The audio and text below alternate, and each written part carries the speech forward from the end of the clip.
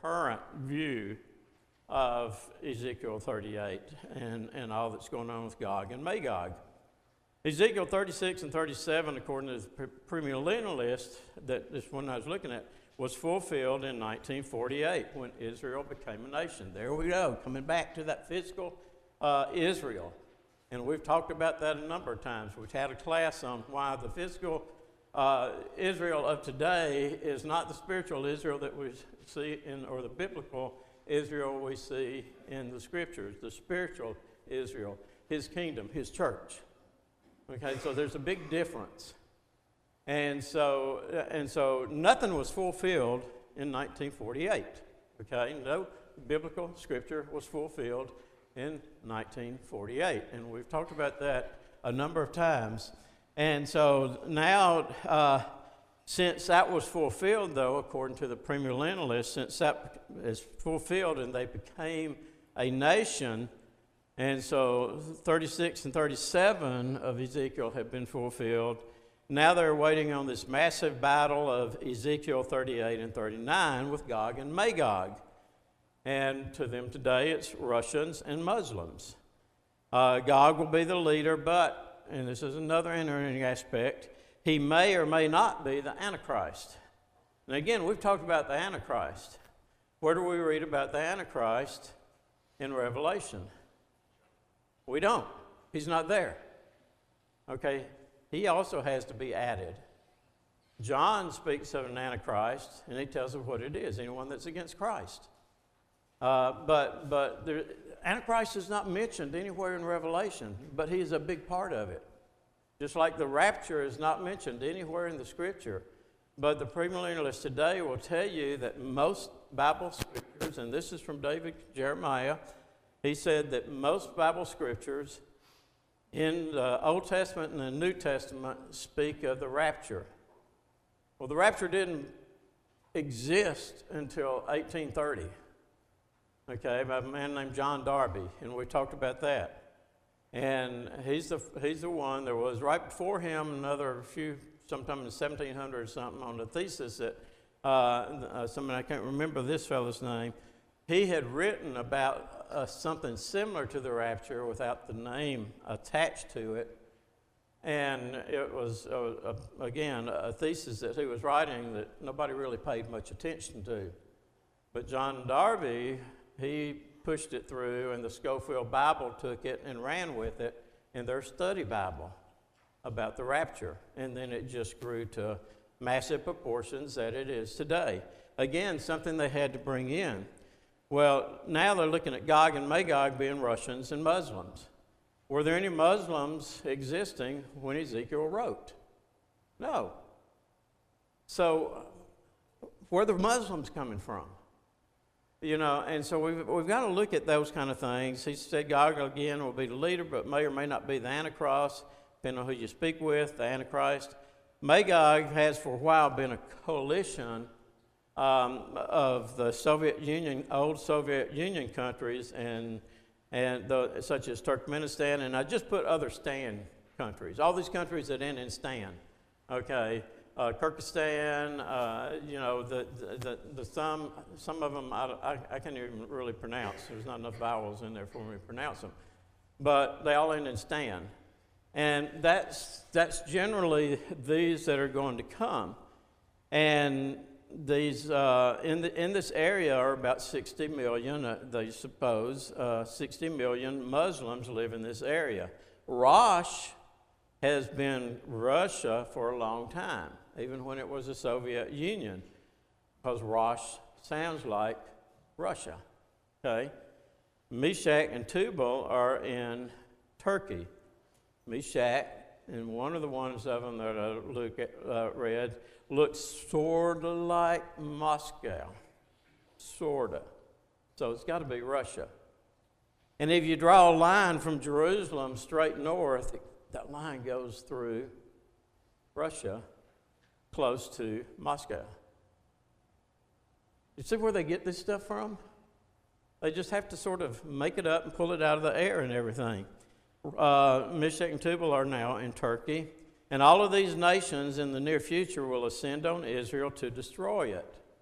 and God will intervene and strike down Gog and his armies. Now, the interesting part of this again is this Armageddon or is it not? And they claim that it's not. Well, Armageddon is a battle that's supposed to be the biggest battle there's ever been on earth. And God's going to come in and he's going to win it when all else fails. So again, it's all mixed up on what's what. So many will be killed that Israel will spend 7 months burying all of them. And some believe this to be the battle again of Armageddon, some don't. And so when we look over in Ezekiel 36 and 37, we got to remember, and I mentioned this down in the lower part, just like we did with Revelation. Who was this message written to, this prophecy given to originally? People who were what? In Babylon captivity. And speak about the idea that there were 3 deportations. Daniel went with the first deportation in around 606 BC. Ezekiel went in 597, and then Jerusalem fell around 586. And in Ezekiel, he says, he speaks, and I give you the scripture in there. He speaks on around Ezekiel 31 or so, that someone who survived the destruction of Jerusalem came and told them that Jerusalem had been captured. And it was 12 years after they had gone into captivity. And so a lot of what Ezekiel is writing about are these people who are in captivity. In the early part of it, Jerusalem is still standing. And that's why that passage, his writings and Jeremiah's are so closely. Because when Jeremiah wrote, he wrote about the destruction of Jerusalem. And nobody wanted to believe him, okay? And the other prophets, the false prophets, were saying, we're okay, we're God's people.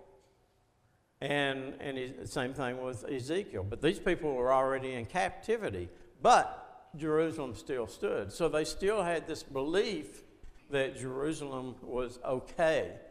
And so now Jerusalem has fallen, and now the nation is completely gone. And what was the promise of Jeremiah about the length of their captivity? You remember? 70 years. And Jeremiah said it's going to be 70 years, and then you will return. Daniel spoke of this, okay? And so again, when you take Daniel out of context and put it in some futuristic view, then you have to make up all these kind of things to make it fit.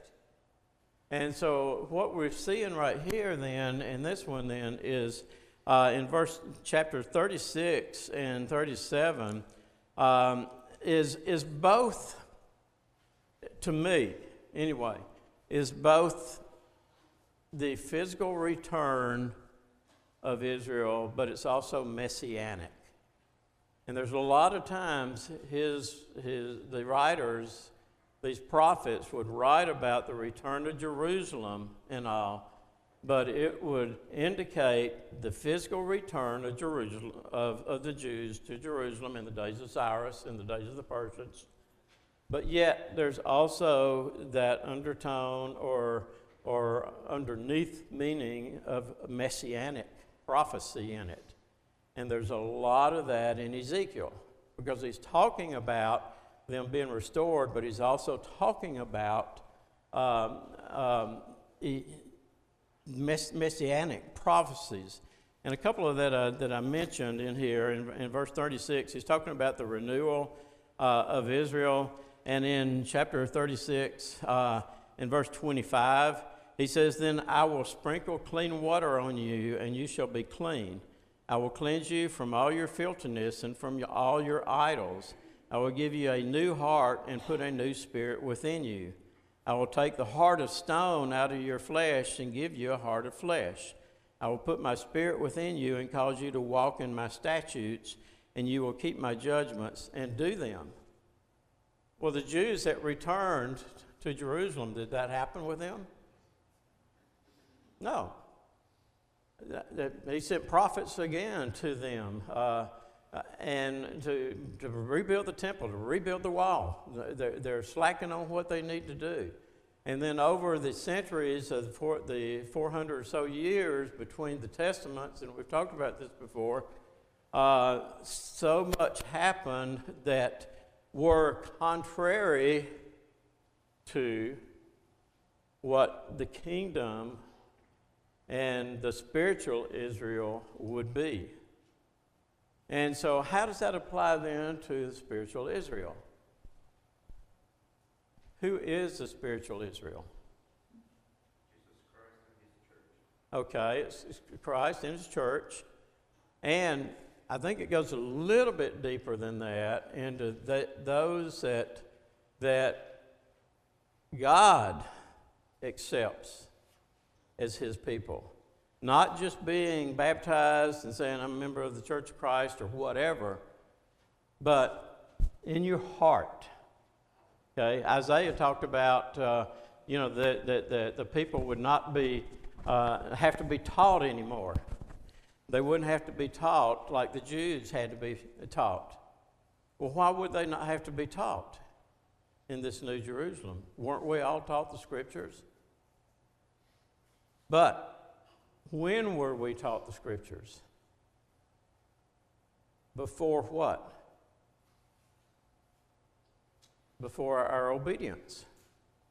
That led to our obedience. Okay? Well, the Jews, they were born into that, and so they had to be taught what it meant to be a Jew.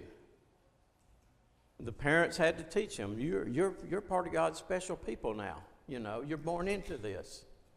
Well, today we're not born into it in that sense. We are born again, according to Christ, talking to Nicodemus. We're born again into it, but it's after we learn the truth. Now, that doesn't mean that we're not going to continue to grow and continue to be taught and learn. But to be in that kingdom, we already knew. All right? So we're not having to be taught. And I think that's what Isaiah was talking about in this situation. And so, again, when we look at 37, it has nothing to do with Israel being restored in 1948. And then the dry bones and the stick that he takes and brings back together.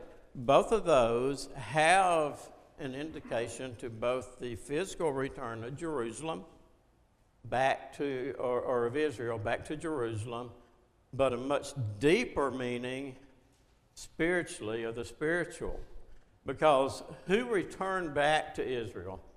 Was it Judah or was it Israel? Back to Jerusalem. It was any Jew. Any Jew that wanted to return, whether they were part of Israel or part of Judah. Well, where did Israel and Judah come from? Back in the days of Rehoboam, Solomon's son, the kingdom divided.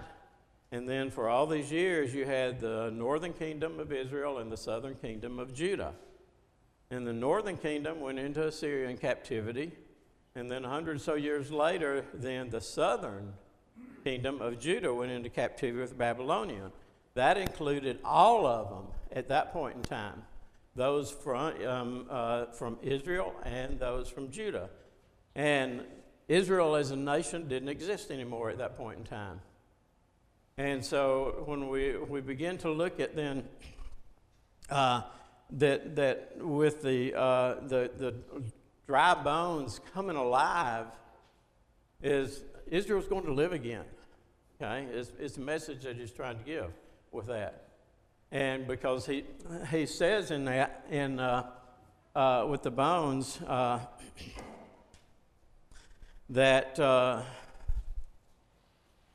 Son of man, in verse 11, Son of man, these bones are the whole house of Israel. Okay? Now, the whole house of Israel, spiritually speaking, is those that obey the gospel and become God's children in that sense. But in the return, it was all of them. The two sticks that he holds starting in verse 15. And he says, take two sticks, put them together, and they become one stick. That's Israel coming one again. They're no longer divided into Judah and Israel. They're one in Israel. And so that fits with their return. But again, much deeper, it fits with all nations being blessed through the seed of Abraham. And in that sense of the spiritual Israel. And so remember again, Acts 3, 23 and 24, put this on here too. It shall be that every soul who will not hear that prophet shall be utterly destroyed from among the people. Yes, and all the prophets from Samuel and those who follow, as many as have spoken, also foretold of these days. This is just one prophet, one place. That prophet is Christ, okay? And these days are the days following the day of Pentecost and the coming of the kingdom or the church. Ezekiel followed Samuel, so he would be in this same boat. Therefore, Acts 3:24 would apply to leading up to the days of Christ. And I believe that's exactly what Ezekiel does. I believe that's exactly what Daniel does. That's exactly what Zechariah does. Is these prophecies lead to the coming of Christ, not some future event that has yet to happen. Okay? I don't believe any of the Old Testament prophets are prophesying about some future event that hadn't happened yet. And again, that's my view on that. And then I just put that list again back in there that I've given you before. All these other passages that tell us that Old Testament prophecies are leading to Christ, and you'll see a list of them starting with Matthew all the way down through Acts 3:18-24. These prophecies have already been fulfilled, and if they've already been fulfilled, then we cannot pull them back out and make them fit some kind of future thing. I made a comment again too that, like Revelation, what do we say about Revelation? Who was Revelation written to? The seven churches of Asia. Okay. And so, what was John trying to do with Revelation? Wasn't he trying to comfort these people? Because they were being killed. And all kinds of torture and other things that they were going through for the name of Christ and because of the church. And Revelation was to comfort them and let them know that everything is going to be okay. Even if you die, Christ is going to be victorious. And so, therefore, stay faithful to the end. Okay? Do it regardless of what may happen. This is the same thing that Ezekiel was trying to do to these captives. And so I put in here that, like Revelation, what comfort would it be to those in captivity to learn about Israel becoming a nation in 2,545 years from now? What kind of comfort would that be to them? None at all. Okay? But to know that, and they would have already known, a lot of them, or most of them, would have already known about the 70 years that Jeremiah prophesied, and they would already know that they're going to return. And so Ezekiel's just letting them know that's going to happen. But more is going to happen. Okay? Or that in 2,622 years, or in order to learn that Israel, that God would defeat their enemies. You mean I got to wait almost 3,000 years for God to deal with these people? You know? And so when we look back into Ezekiel previously, not only is he very, very strong against Judah, he is strong against Egypt, he's strong against Edom, he is strong against Ammon, he's strong against Tyre, all of these other nations. He says, I'm going to judge, okay? I'm going to judge all these people. I'm going to judge Babylon, who is doing my work for me. But I'm going to judge them, all right? And so, again, he's speaking of something that would give them hope. And then, again, where do we get the indication anywhere in there that this is talking about 2,500 years down the road, 2,600 years down the road, or something like that? And they also, a lot of the premillennialists, most of the premillennialists, will bring the United States into this prophecy. Well, that's pretty arrogant to me. I mean, you know, who are we? And the rate we're going, we may not be a nation when all this happens. That's not going to happen. But you know, remember when the eclipse came? And there was one in 2017, and then the one in 2024 that came, and people were saying, well, it's making an X across America. So what? And it's crossing all these towns named Salem and Nineveh and all this kind of stuff. So what? Who are we in the scheme of God's work? We're just another nation. And when we say we're one nation under God, we're not. It's very evident when we see what goes on. That we're not. It's on our money. It's on other things. It's in our pledge, but we're not. And so, again, to bring us into the picture, too, takes a lot of work to do that. And so, again, and I mentioned on down in this last paragraph on this front page about the two sticks and about the dry bones.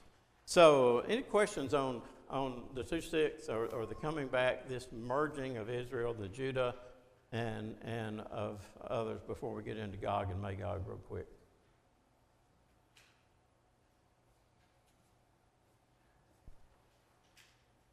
Yes, sir. If you look at apocalyptic literature as a form of literature, it has a specific function in the Bible and outside the Bible. It is always used in a situation where the writer is trying to give a message to people that is not going to be liked by the powers that be. And so they do it in highly symbolic language. Mm-hmm. And the first thing you think of when you think of apocalyptic literature is it's figurative.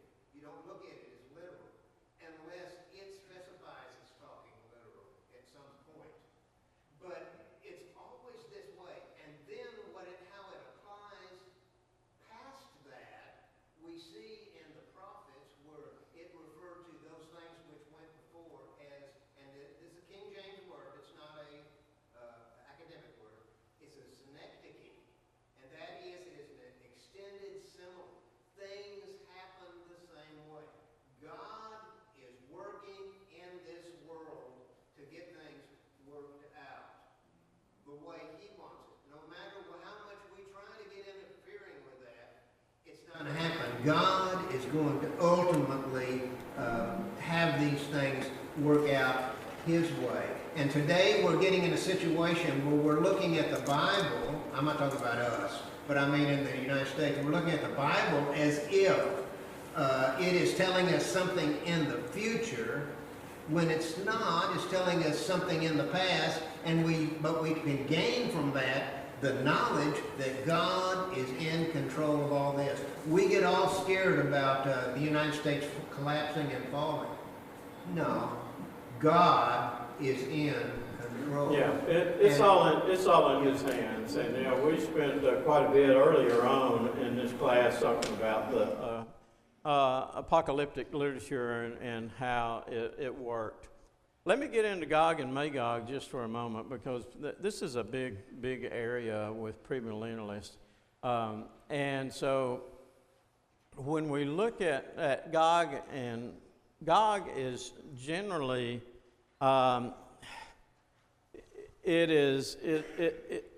it's there to sort of indicate or illustrate all those that oppose God. Okay, it's not a person. Magog's not necessarily a place. Now, yes, when you go and you look in the table of the nations in Genesis, who's it? Ham's? No. Japheth's sons that are there's Magog. There's Tubal, there's Meshach, these names that you're seeing right here. But that's not who this is talking about. It just deals with all those who oppose God's people. And again, as I mentioned, Ezekiel previously made proclamations against Ammon, Moab, Edom, Philistines, Tyre, Sidon, Egypt. All of these people are part of this Gog and Magog, okay? And so it's not a place, I want to say it's going to happen, in a certain place in Israel. And all that they're talking about in this battle can't fit in that spot. And it talks about, too, in this one, again, the battle that was going on, they're dealing with, earlier when I spoke about it, there would be 7 months of burying these people and everything from this battle. I had one person said that, well, the horses, the shields, the bow and arrows, and all that were symbolic of modern day. I'm going, wait a minute now. If it's symbolic, then all of a sudden you're bringing in this symbolism in. But another writer said that the economy is going to be so bad that Russia and all these Muslim countries are going to be reverting back because they can't afford the modern weapons. They're going to be reverting back to horses and bows and arrows and all that when all this happens. So again, you just got to pull these things out. So that's a little bit about Gog and Magog. Our time is almost up, but I just wanted to touch just a little bit here, and you can read that paragraph on your own, about Ezekiel 40 to 48, and that is speaking about his temple. And needless to say, it is difficult to understand. But I put in here that Hebrews isn't, okay? Because this is where they get that the old law will be reinstated, the temple will be built after the rapture and after Christ returns, and the old law will be reinstated, okay?